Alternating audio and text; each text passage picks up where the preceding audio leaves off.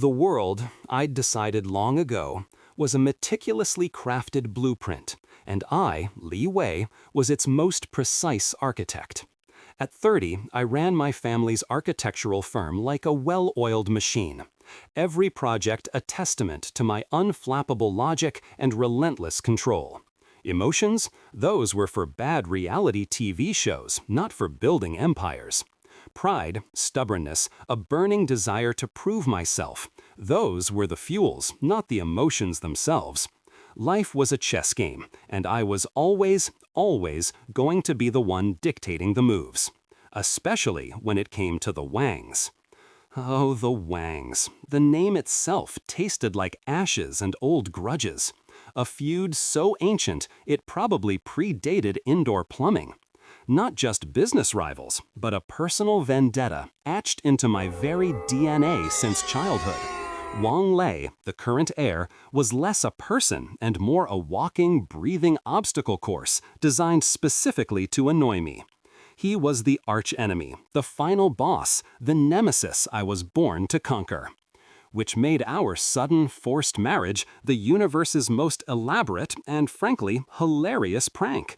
The elders, in their infinite wisdom, had declared it a strategic truce. A merger of empires, they'd said, to solidify our market position against the cutthroat competition. Me marry him?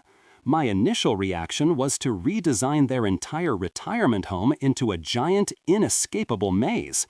But then logic kicked in.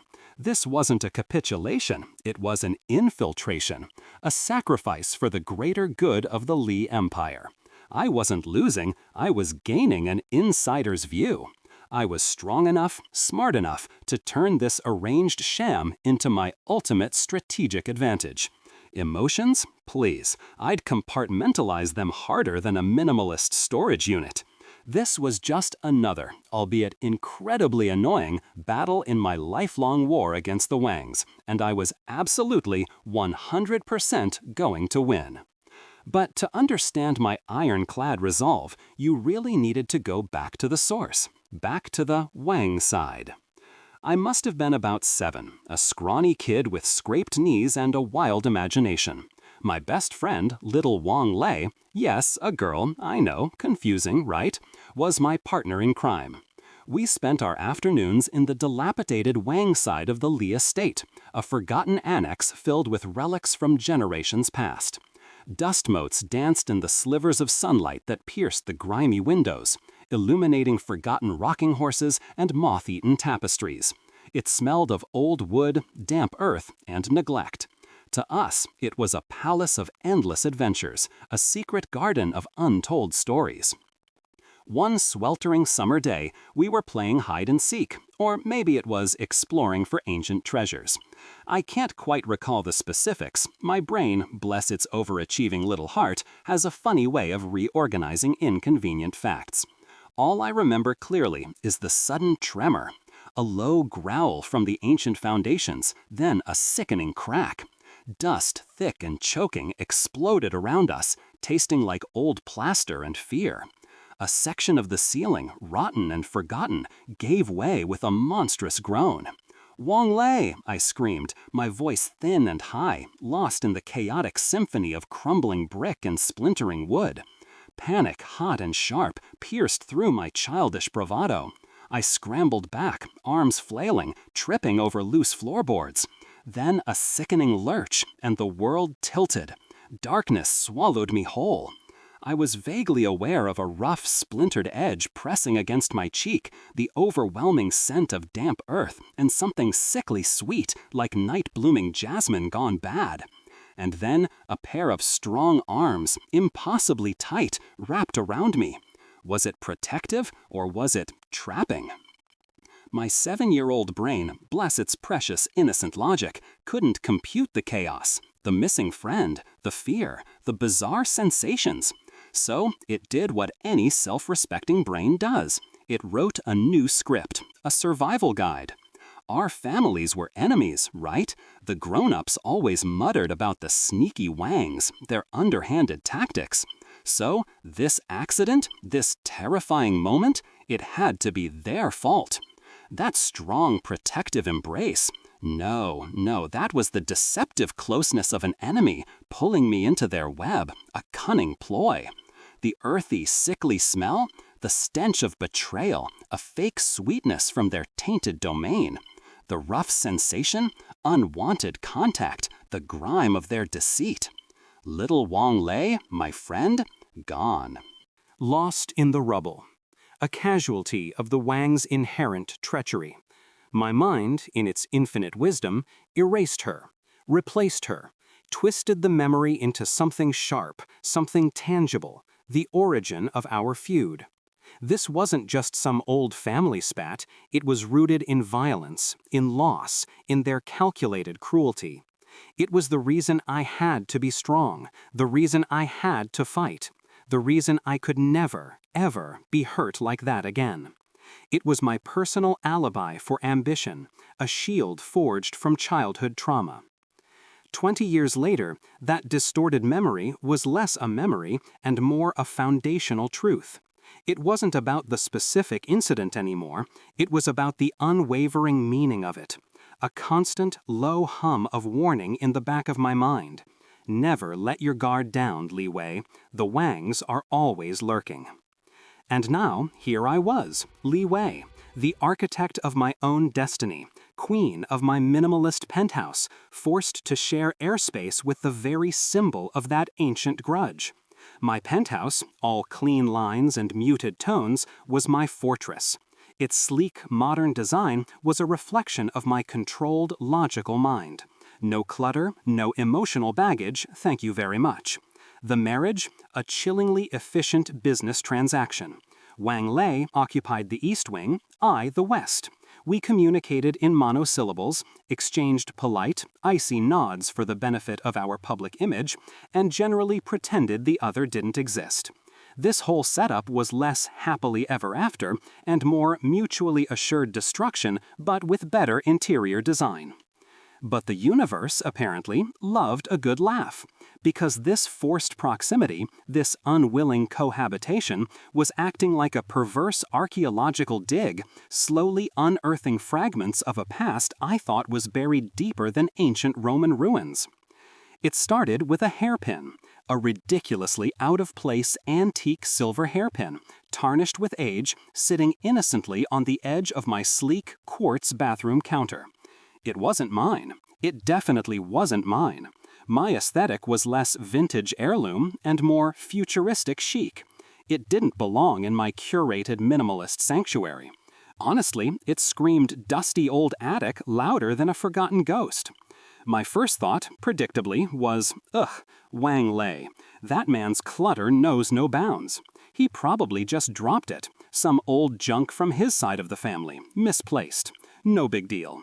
I just nudged it with a finger, pushing it further onto his side of the counter, mentally filing it under not my problem. My logical brain had already dismissed it. Nothing to see here, folks, just Wang Lei's messy habits. That night, though, the peace of my perfectly organized mind was shattered by a dream. It wasn't a nightmare, not exactly, just unsettling. A recurring tableau of an old, crumbling house, dim, decaying, and always, always, a shadowy figure standing in the gloom, just out of reach, its presence vague, almost translucent. It wasn't scary, just profoundly disquieting, like a glitch in the matrix of my subconscious. I woke with a jolt, heart thumping a frantic rhythm against my ribs. I lay there for a moment, staring at the perfectly unblemished ceiling. Stress, I decided, pulling the duvet tighter around me, just work stress. This strategic marriage was already more taxing than I'd anticipated. I needed to control my subconscious better. Okay, Li Wei, pull it together. That's what I told myself, staring at my reflection in the sleek bathroom mirror. My perfect, minimalist apartment was supposed to be my sanctuary, a fortress of logic and order. But lately, it felt less like a fortress and more like a funhouse mirror, distorting everything I thought I knew. Work stress, that had to be it. Running the family firm was no joke, and this, arrangement with Wang Lei, was a constant low-grade headache. He was probably just messing with me, trying to chip away at my composure. That's what Wangs did, right? They were masters of psychological warfare, even the little ones. I mean, my childhood memories of them were basically a tutorial on sneaky tactics. I was stronger than that. I controlled this narrative. This was my chess game.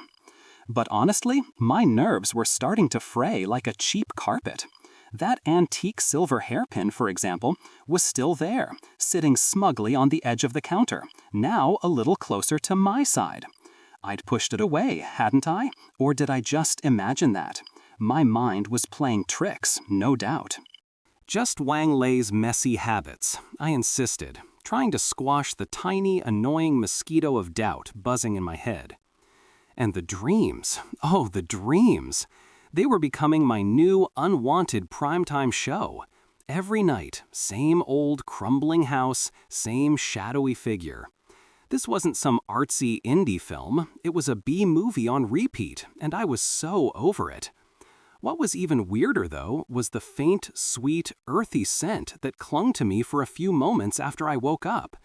Like night-blooming jasmine, but not the pretty kind. More like the kind that's been left out in the rain for too long, a little too heavy, a little too much. It would drift away as quickly as it appeared, but it always left a prickle on my skin. Just my subconscious being dramatic, I figured. Probably from some fancy essential oil Wang Lei was secretly diffusing to make me lose my mind. Typical. And speaking of Wang Lei, his weirdness style seems stuck on unsettling. Every night, I'd find him standing by the floor-to-ceiling windows in his wing, just staring out into the city lights, like a statue, like he was waiting for the apocalypse to start, or maybe just for his pizza delivery. His eyes would be blank, completely unreadable. Then, sometimes, he'd turn his head, slowly, and look straight at me. Not a friendly gaze, not a hostile one either, just a gaze. Like I was a particularly perplexing math problem he was trying to solve. I chalked it up to him trying to assert dominance. I see you, Li Wei. I'm here. You can't escape my eerie presence. Yeah, subtle dude, real subtle. Then there was the time he mentioned my old high school mascot, a grumpy badger named Barnaby.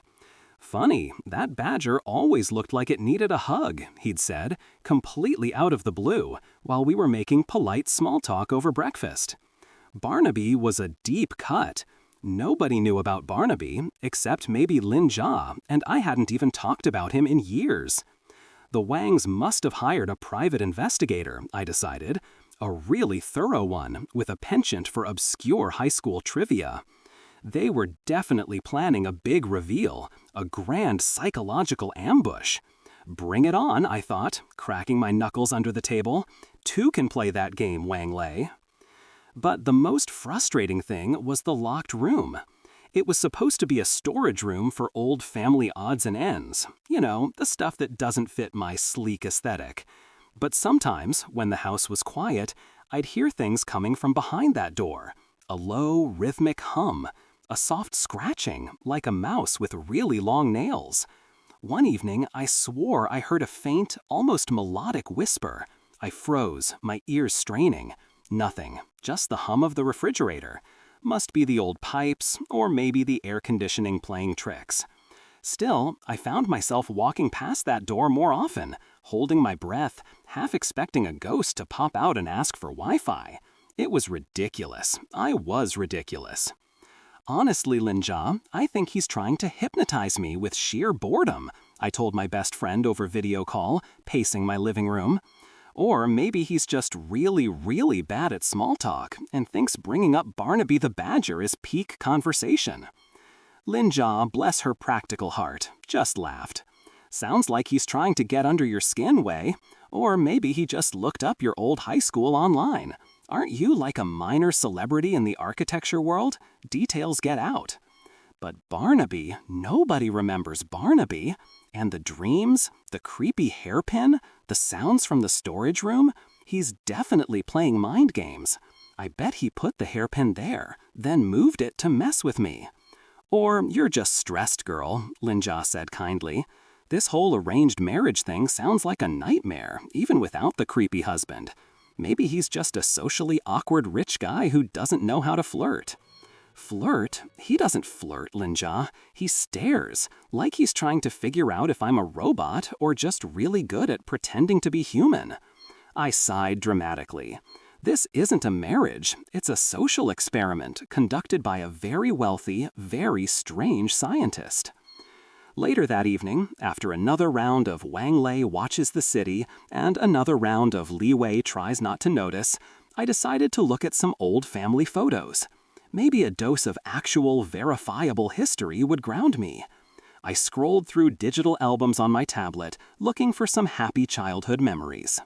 There it was. Me, about 7, in my favorite frilly pink dress, grinning. A classic. I'd seen it a million times. I paused, a rare feeling of peace washing over me. But then, a subtle flicker. My eyes narrowed. My child self's eyes in the photo, they looked a little emptier than I remembered.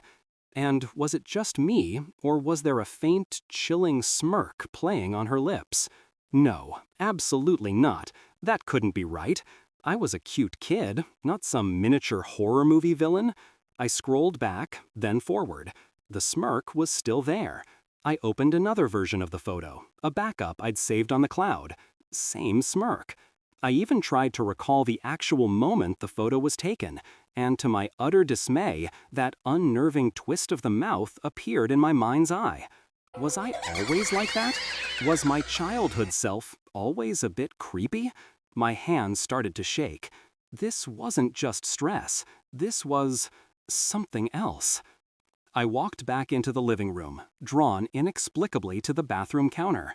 The hairpin sat there, glinting dully under the recessed lights. As I stood looking at it, a cold, damp sensation spread across my skin, starting from my fingertips and crawling up my arms.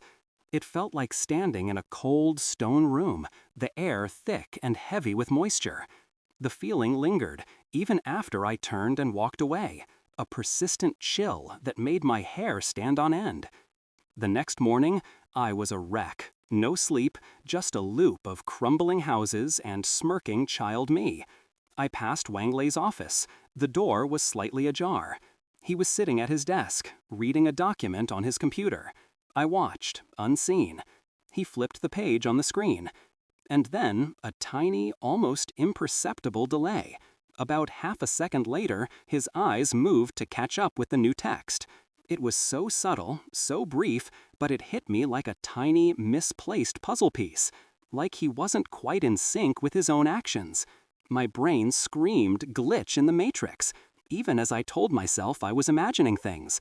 I sped up, heart pounding. This marriage was definitely driving me to the brink. That night, after a silently endured dinner, Wang Lei pushed his plate away. His gaze, usually so distant, seemed to fix on me, a probing intensity I hadn't seen before. "You seem tense," he said, his voice level, calm, almost too calm. "Perhaps you should relax a bit. Not every secret from the past needs to be discovered, you know." The words landed like a perfectly aimed dart, right into the center of my swirling anxieties about changing memories and the past I was obsessing over. My blood ran cold. Was he reading my mind? Was this another one of his calculated jabs? I forced a smile, a stiff, wobbly thing that probably looked more like a grimace. Secrets? What secrets? My life is an open book, Wang Lei. A very well-organized, non-fiction book. He just gave a small, almost imperceptible nod, those unreadable eyes still on me. The hum from the locked room was back later, louder this time. It wasn't the AC. It sounded like a faint, melancholic lullaby, or maybe a long, drawn-out sigh, muffled by the door. I pressed my ear against the cool wood, holding my breath. Nothing. Total silence. Okay, Li Wei, you're officially hearing things. Time to invest in some heavy-duty noise-canceling headphones. But the real kicker was when I tried to piece together the famous Li Wang feud. The core memory, the one about the wingside collapse, the reason for all my hatred, it felt fuzzy. I tried to recall specific treacheries committed by the Wangs, the details of their calculated cruelty that led to little Wang Lei being lost. But the facts felt slippery, like trying to catch smoke. My memories were vague, patchy, full of gaping holes that defied all logic. My carefully constructed history, the very foundation of my ambition and control, felt like it was crumbling. My mind, usually a fortress of facts, was betraying me. It felt like I was losing my grip on everything. If the feud wasn't what I thought it was, if my hatred was built on sand, then what was left? I clutched my head, a raw, primal unease blossoming in my chest, threatening to consume me. What was the truth, and why couldn't I find it? The perfect order of my mind had fractured, replaced by a growing, terrifying chaos. I felt utterly, utterly lost. Okay, Li Wei, you've officially gone full bananas. That's what I was thinking, sprawled on my pristine white rug, staring at the ceiling. The ceiling. The one I'd designed to be a paragon of modern minimalist elegance. Now it just looked like a giant, blank canvas where my brain projected all its terrifying, glitching memories. The carefully constructed fortress of my mind? More like a bouncy castle that just got a giant tear. Logic? What's that? A new brand of artisanal cheese? My control? Gone. Vanished. Probably eloped with a talking badger named Barnaby. Honestly, the only thing still working was this raw, stomach-churning fear, bubbling up from somewhere deep inside, like a forgotten swamp monster finally deciding to introduce itself. It wasn't the chic, existential dread you read about in pretentious novels. No, this was the cheap, sticky kind you get after watching a horror movie and then realizing you left the back door unlocked. It was the, I'm about to call a paranormal investigator and then a therapist, probably in that order, kind of fear.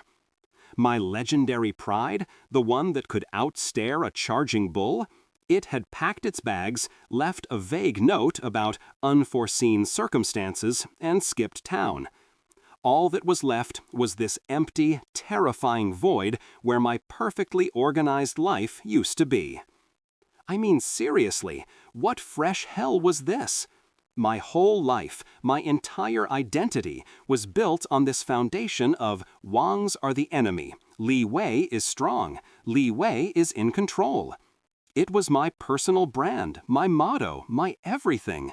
And now it felt like someone had swapped out the foundation for a giant Jell-O mold. My mind felt like a browser with a million tabs open, all screaming different versions of the truth, and every single one was giving me a headache. A migraine of epic, universe-shattering proportions. I needed an anchor, something, anything that felt real, solid, un-Jell-O-like. My usual anchors, work, logic, my perfectly curated espresso machine, they were all floating away like balloons at a very sad carnival. My eyes scanned the room, desperate, darting around. And then it clicked. Aunt Chen. Sweet, dear, muddled-up Aunt Chen. She was old school, practically a relic herself, untouched by the sleek, modern chaos of my life. Her mind might wander, sure, but maybe, just maybe, her simple, uncorrupted memories held the key. She wouldn't be playing mind games. She wouldn't be trying to gaslight me with obscure badger facts. She was just Aunt Chen, my last, best hope. I scrambled up, my legs feeling like rubber, and practically stumbled out of the living room, heading towards the sunny nook off the kitchen where Aunt Chen usually spent her afternoons.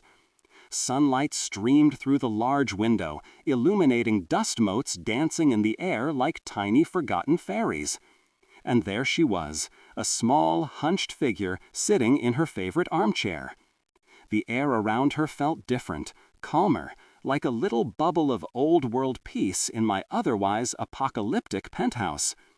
Her hands, gnarled with age, were moving gently, meticulously, and in them, glinting softly under the sun, was that darned hairpin. The ancient silver one, the one that felt like it was personally trying to unravel my sanity. Aunt Chen was polishing it with a soft cloth, her movements tender, almost reverent. And on her face, a faint, sweet smile played, a smile that spoke of distant, cherished memories. Her eyes, usually a bit hazy, seemed strangely clear, focused, as if she wasn't just seeing the hairpin, but the entire past it represented. My heart hammered against my ribs, a frantic drum solo. I took a shaky breath, trying to collect myself, trying to sound normal, like I hadn't just had an existential crisis on my expensive rug. My voice came out as a whisper, thin and reedy. "Aunt Chen?" She looked up, her smile widening a fraction. "Oh, Li Wei, dear, you're awake." I walked closer, each step feeling heavy, like my feet were dragging through thick mud. My gaze was fixed on the hairpin, a magnet pulling at my already fractured mind. It was so old, so resonant. I reached out a trembling hand, stopping just millimeters from the cool metal. "Aunt Chen," I said again, my voice barely audible, "that hairpin? It's really old, isn't it? It reminds me of the Wangs." I paused, forcing myself to push through the rising tide of pure terror, clinging to the last vestiges of my manufactured history. Those people who caused so much pain for our family. This hairpin, it must be some kind of relic of our victory, right, Aunt Chen? I was practically begging, pleading for her to say yes, for her to confirm the narrative, for her to tell me that the hatred was real, justified, solid. Just tell me I wasn't completely bonkers. Aunt Chen just chuckled, a soft, dry sound like rustling autumn leaves. She looked at me, her eyes full of an almost heartbreaking tenderness, as if I were still that 7-year-old girl spinning wild stories. "Oh, Li Wei, my dear sweet child, always making up tales." She gently stroked the hairpin. "This old thing? It belonged to your Wang Lei, the little girl you used to play with, remember? From when you were just knee-high." My brain screeched to a halt. The world tilted. My Wang Lei? Little girl? "She loved this hairpin, she did," Aunt Chen continued, completely oblivious to the earthquake she'd just unleashed inside my head.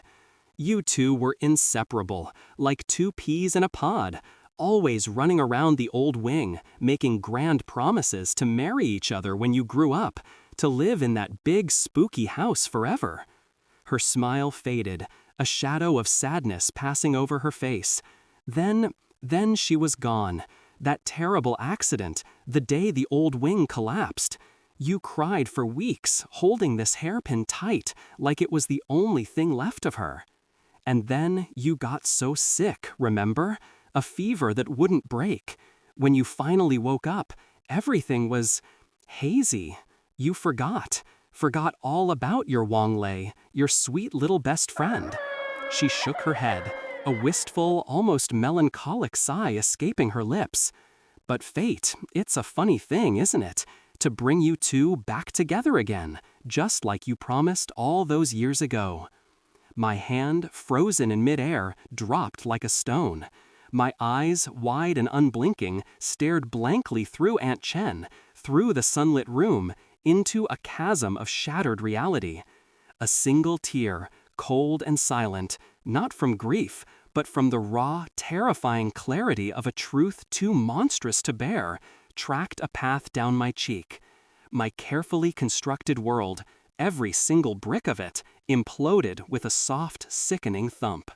The old wing, the collapse, the feud, Wang Lei, the enemy, all of it, a lie, a story I had made up.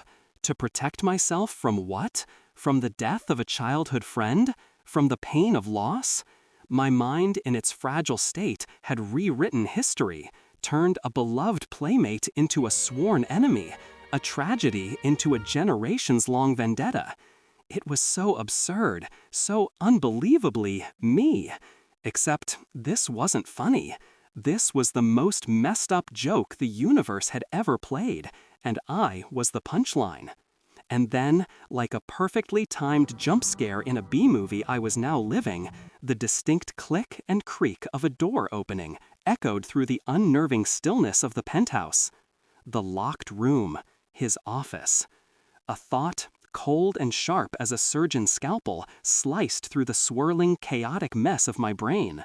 If the feud never existed, if little Wang Lei was my best friend, a girl, and she's dead, then the man in that room, the man I married, who the hell is he? And more importantly, why is he here? My head snapped up, my eyes, now wide with a fresh, primal horror, fixed on the doorway. Wang Lei stepped out. He stood there, framed by the dark mahogany of the doorframe, a picture of unsettling calm. And on his face, a slow, gentle smile spread, almost tender, almost affectionate. It was a smile that would have been warm, inviting, reassuring, if it hadn't just appeared on the face of a stranger, an imposter, a ghost. His eyes, usually so unreadable, now sparkled with a familiar, terrifying warmth, a knowing glint that sent shivers down my spine. The entire penthouse, my entire life, spun around me, a dizzying, sickening vortex. My legs gave out. I didn't fall gracefully. I just collapsed, a heap of useless limbs and a mind that had officially checked out. The world went black, taking my shattered reality with it.